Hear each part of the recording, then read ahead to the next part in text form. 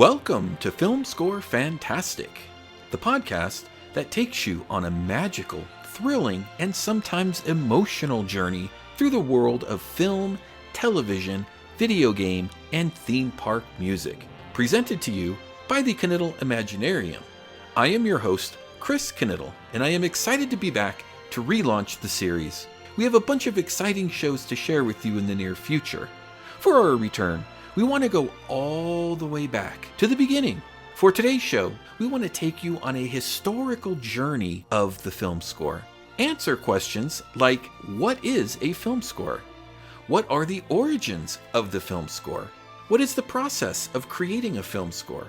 And along the way, we'll have some fun surprises. So if you're ready, buckle up those safety restraints. Keep all hands, arms, and legs inside of our vehicle as we start our journey into the film score.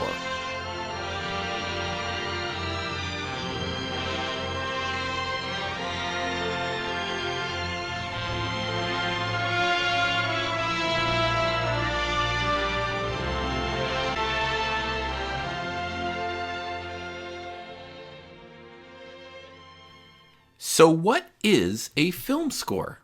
A film score is original music written specifically to accompany a film, forming a part of the film's soundtrack, which usually includes the film's sound effects and dialogue. The score usually comprises a number of orchestral, instrumental, and choral pieces called cues, which are written to begin and end at very specific moments during a film in order to enhance the dramatic narrative and the emotional impact of the scene in question.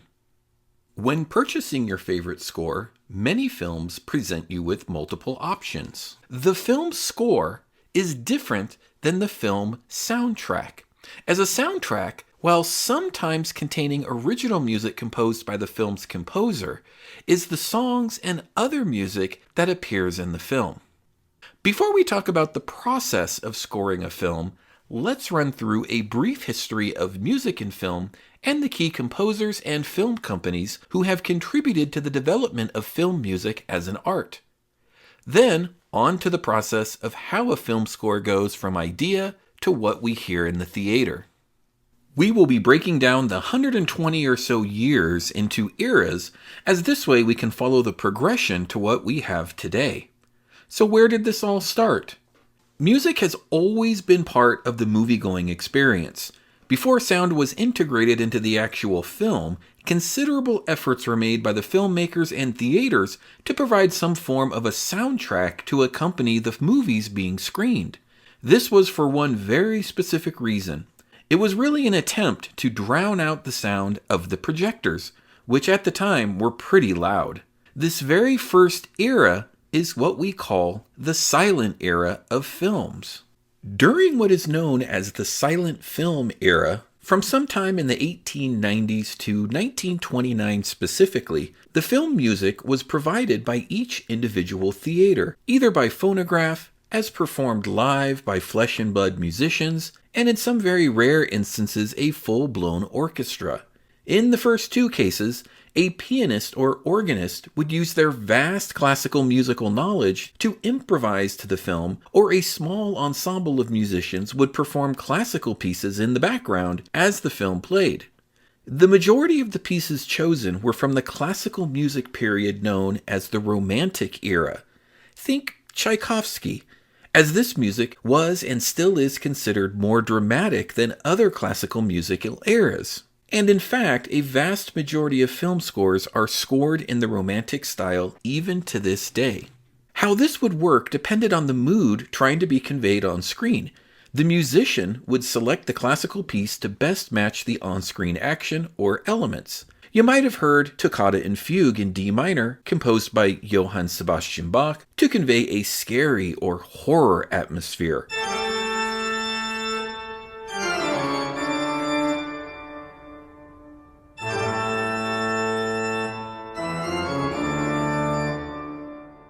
Or something Rossini to accompany a chase or action scene taking place. Some of these selections or their particular style have become synonymous with famous movie and television characters. If I were to play the previously mentioned William Tell Overture, you'd probably immediately start thinking of The Lone Ranger.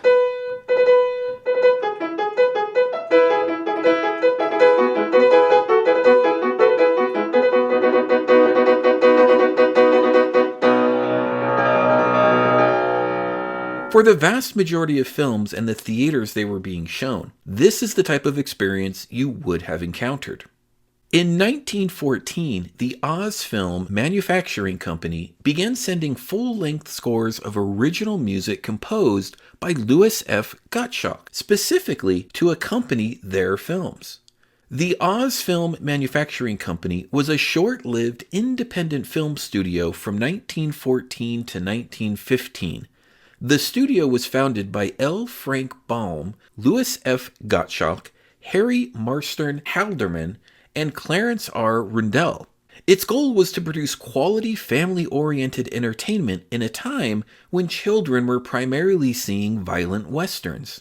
It was a critical but unfortunately not a commercial success. Even under the name change to Dramatic Feature Films, it was quickly forced to fold. The studio made only 5 features and 5 short films, of which 4 features, in part, and no shorts survive. Founded in 1914, it was absorbed by Metro Pictures, which evolved into Metro-Goldwyn-Mayer.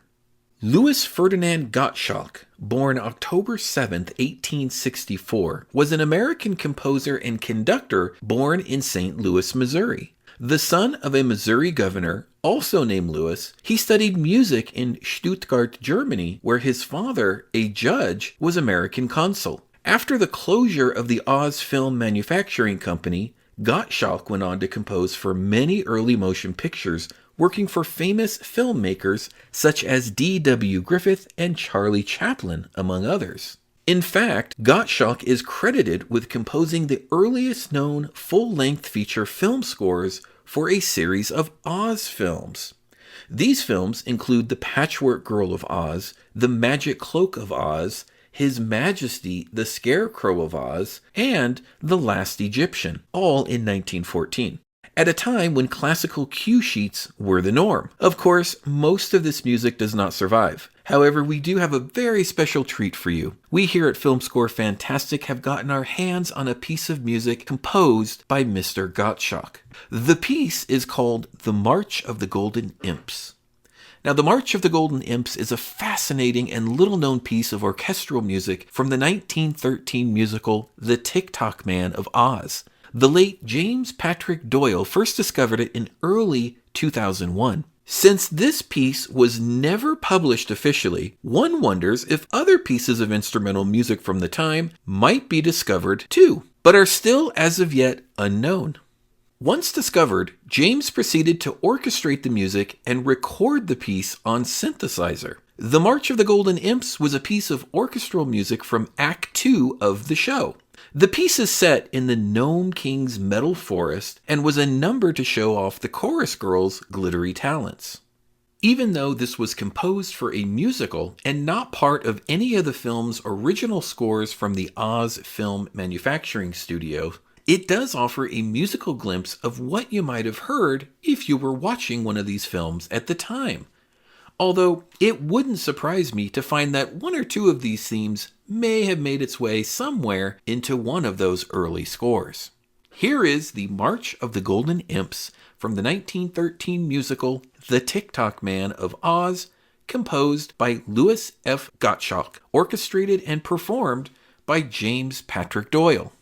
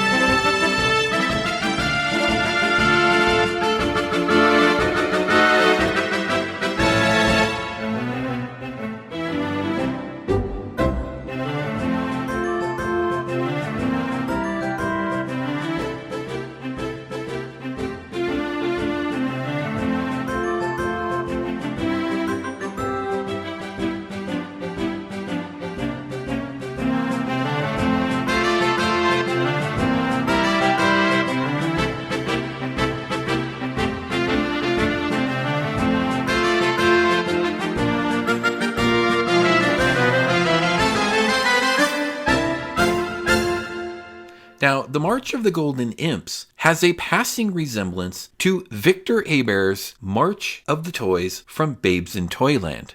Funny enough, Victor Hebert was a cellist and composer educated in Stuttgart, Germany around the same time as Louis F. Gottschalk. Moving forward some years, German cinema, which was highly influential in the era of silent movies, provided some original scores to their films, such as Fritz Lang's movies Die Nibelungen in 1924 and Metropolis in 1927, which were accompanied by original full-scale orchestral and leitmotif scores written by Gottfried Huppertz, who also wrote piano versions of his music for playing in smaller cinemas. Friedrich W. Murnau's movies Nosferatu from 1922, music by Hans Erdmann, and Faust, Ein Deutsche Volkssaga from 1926, music by Werner Richard Heimann, also had original scores written for them.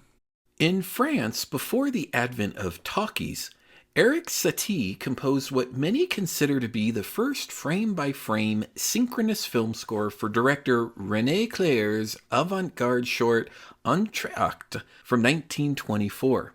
Anticipating spotting techniques and the inconsistencies of projection speeds in screenings of silent films, Satie took precise timings for each sequence and created a flexible, aleatoric score of brief, evocative motifs which could be repeated and varied in tempo as required. American composers Virgil Thompson and Aaron Copland cited Satie's music for Entr'acte as a major influence on their own forays into film scoring. In recent years, the score for 1927's Metropolis, composed by Gottfried Huppertz, has been faithfully reconstructed, restored, and recorded for collectors and archive purposes. Let's listen to two cues from this fantastic score. First up is the Metropolis theme, followed by Finale, from the film Metropolis, composed by Gottfried Huppertz.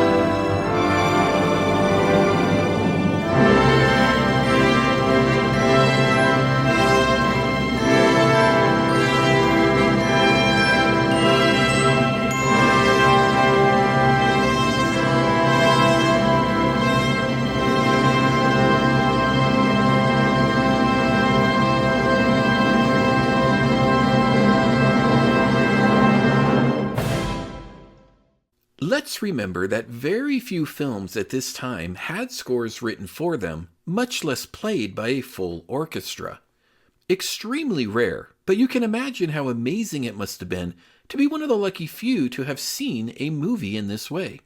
Most accompaniments at the time, these examples notwithstanding, comprised of pieces by famous classical composers, often performed by local musicians, using catalogs of photoplay music, which had different subsections broken down by mood and genre: dark, sad, suspense, action, chase, etc. But once the ability to synchronize music and sound to celluloid becomes possible in 1929, music quickly becomes the integral aspect of the storytelling process. Suddenly, composers are commissioned by Hollywood to write new material for movies, and a new profession is born. The time from about 1930 through the early 1950s is what is considered the golden age of film scoring. This is a unique period in the history of film scoring. Exploding with creativity, music written for the movies consistently matches the artistry of the films themselves. Composers during this period primarily come from backgrounds in concert music and almost exclusively write orchestral pieces. A large percentage of these early film composers came from Europe and Russia or had backgrounds from these areas of the world due to their training in the Romantic classical style of composing. Remember that the early films were accompanied by classical music from the Romantic era due to the music being so dynamic and dramatic. Before moving forward with film scoring developments, let's talk about a few of the early composers Hollywood turned to. Max Steiner is regarded as the father of film music. Steiner was born in Austria in 1888. He moved to Hollywood in 1929 when it was apparent that composers were needed to write and conduct music for the film being produced after the invention of adding sound to film. Steiner played a major part in creating the tradition of writing music for films, along with early film composers Dmitri Tomkin, Franz Waxman, Erich Wolfgang Korngold, Alfred Newman, Bernard Herrmann, and Miklos Rozsa. Steiner composed over 300 film scores with RKO Pictures and Warner Brothers, was nominated for 24 Academy Awards, winning 3 for The Informer in 1935, Now Voyager 1942, and Since You Went Away in 1944. Besides his Oscar-winning scores, some of Steiner's most popular works include King Kong from 1933, Little Women also from 1933, Casablanca 1942, The Searchers 1956, and Gone with the Wind from 1939, the film score for which he is best known, and also happens to open this podcast. He was also the first recipient of the Golden Globe Award for Best Original Score, which he won for his score for Life with Father. Steiner made extensive use of Leitmotif in his scores. We have mentioned Leitmotif earlier in the podcast, but what does that mean?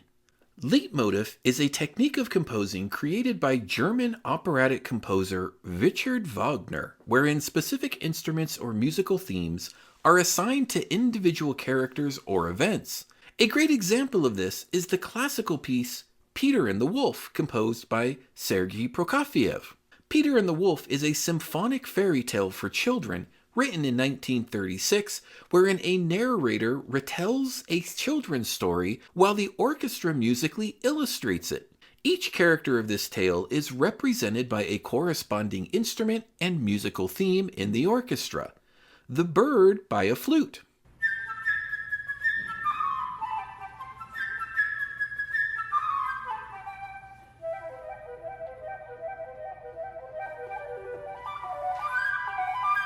The duck by an oboe.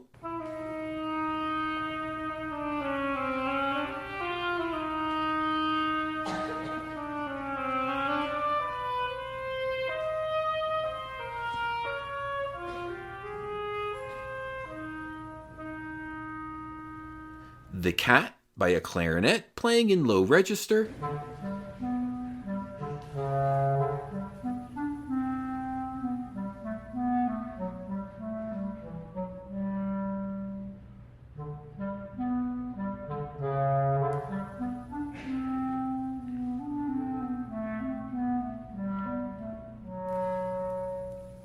The Grandfather by a bassoon,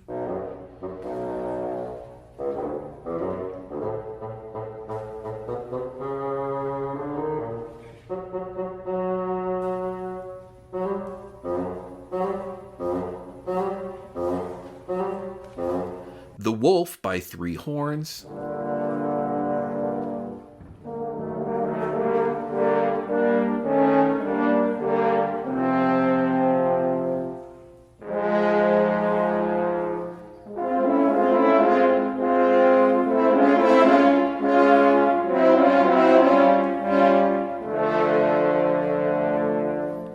Peter by the string quartet,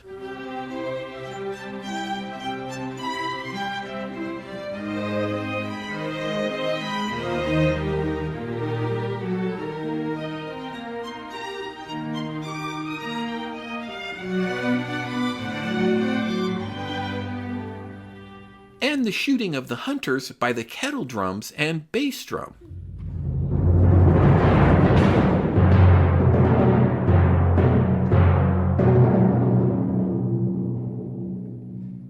As the narrator reads the story, the orchestra plays along with music. When a character is mentioned, the instrument and theme matching the character would be played. Before an orchestral performance, it is desirable to show these instruments to the children and play on them the corresponding leitmotifs. Thereby, the children learn to distinguish the sonorities of the instruments during the performance of this tale. Another great example of this is the score for Star Wars, composed by the great John Williams in 1977. Williams started by composing a series of themes for the major characters and events of the film. When a certain character appears or does something dramatic, their theme is referenced in the score. Getting back to Steiner, his score for King Kong makes extensive use of leitmotif. To this day, it is considered one of the greatest film scores ever written. Let's give this one a listen. Here is a 10-minute suite from the 1933 film King Kong, composed by Max Steiner.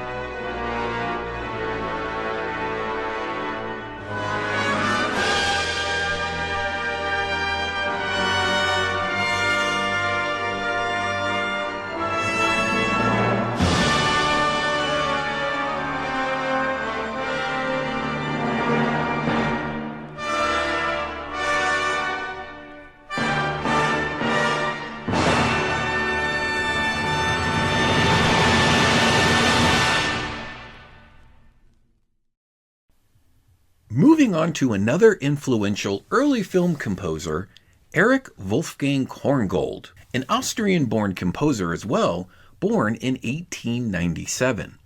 He was invited to Hollywood in 1934 to adapt a score to Warner Brothers studio film version of Shakespeare's A Midsummer Night's Dream. After returning to Austria to work on other projects, Warner Brothers Studio then asked Korngold in 1935 if he was interested in writing an original dramatic score for their upcoming film, Captain Blood. He at first declined, feeling that a story about pirates was outside his range of interest.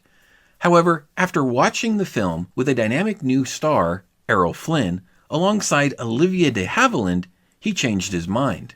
After he accepted, however, he learned that he needed to compose over an hour of symphonic music in only 3 weeks. The short time frame forced him to use portions of symphonies by Franz Liszt for about 10% of the score, and not willing to take credit for the entire film score, he insisted that his credit only be for musical arrangement.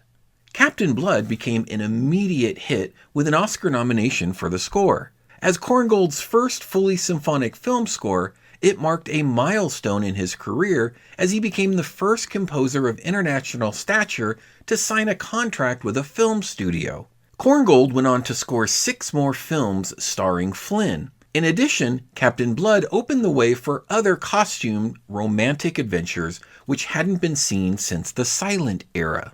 Korngold's many credits include The Adventures of Robin Hood from 1938 and The Sea Hawk from 1940, which greatly influenced John Williams' work on Star Wars from 1977. Let's hear a little something from Korngold with a 14-minute suite from the 1940 film The Sea Hawk, composed by Erich Wolfgang Korngold.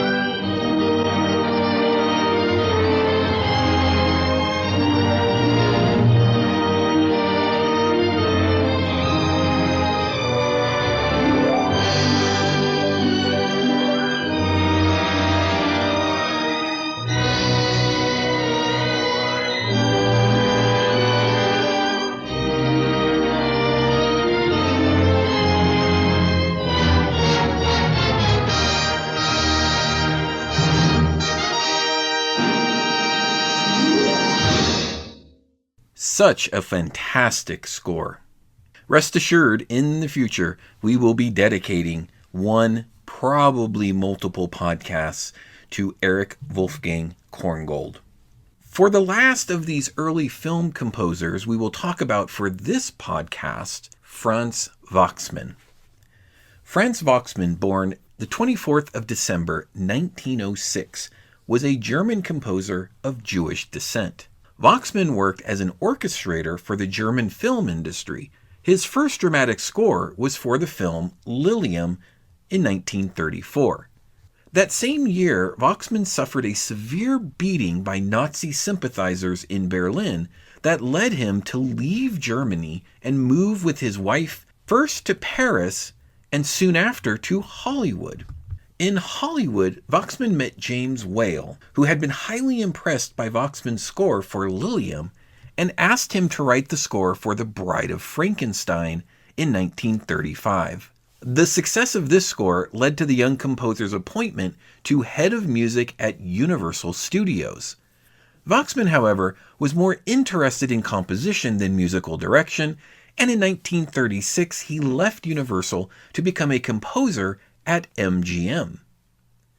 Waxman scored a number of pictures during the next few years, but the score for Alfred Hitchcock's Rebecca from 1940 is what made his name. Waxman was frequently called to work on scores of horror or suspense films, and Rebecca was the culmination of the genre for Waxman.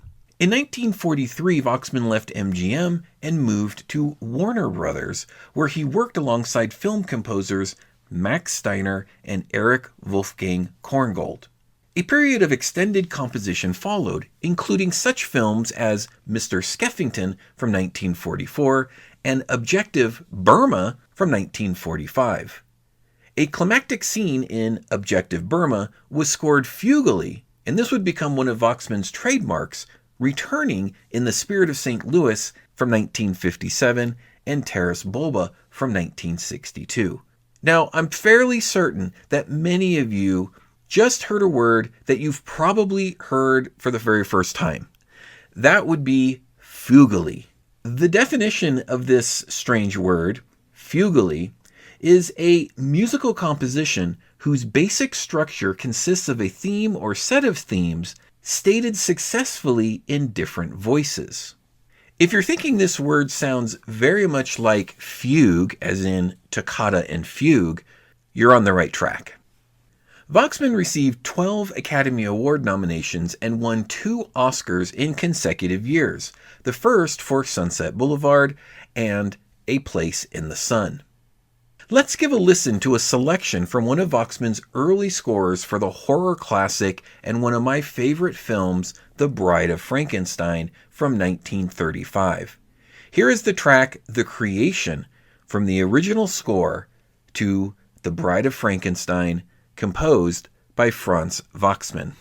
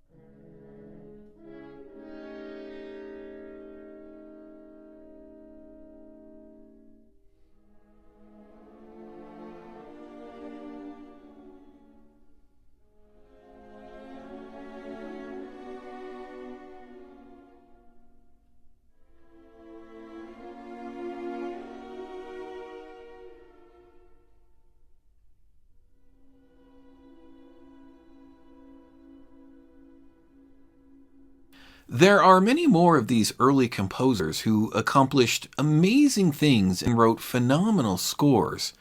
In future podcasts, we will highlight not only the three we briefly hit on here, but take an in-depth look at the other composers from the golden age of film scores.